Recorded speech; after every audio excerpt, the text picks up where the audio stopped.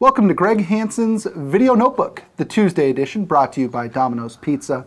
I'm Star Sports Editor Ryan Finley, here with the franchise, Greg Hansen. How you doing? Greg, it's a busy Tuesday in sports. You look around, well, let's start with basketball. Arizona has landed a commitment for 2015, Justin Simon. What do you know about him, and how does he fit into that 2015 recruiting mix? Five-star recruit, so he fits in right away. It's just strange nobody else in the Pac-12 is getting these guys except Sean Miller now. Lute Olson never did anything remotely like this except for transfers. He never got the best freshman. Sean Miller's getting the best freshman. Wow. It's possible that by 2015, maybe Damon Stoudamire could be somewhere else. Arizona's former star and now an assistant coach is sure to be brought up as a candidate for the Oregon State job. The Beavers fired Craig Robinson here on Monday. Greg, does Damon A have a decent shot at getting this job? B, would he even want it? That is the best question. Oregon State has been a coach-killing job.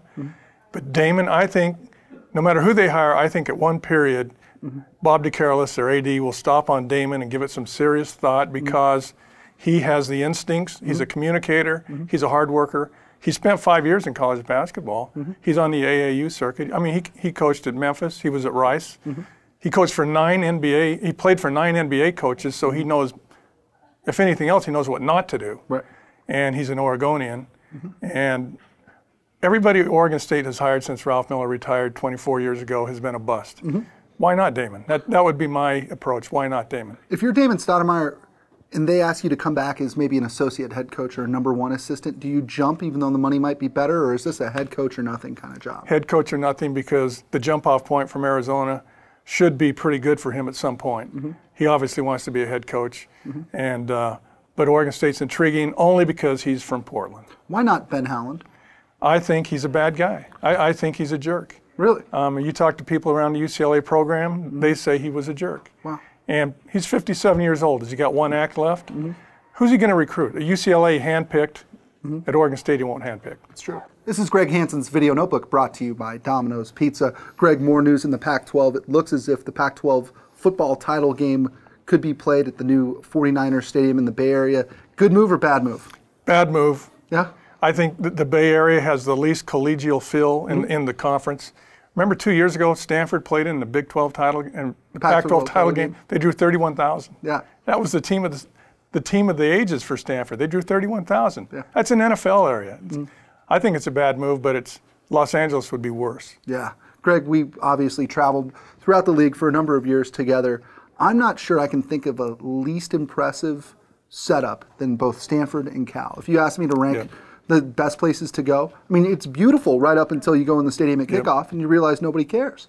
It's just too bad Las Vegas isn't available with a proper football facility, because that would be a slam dunk.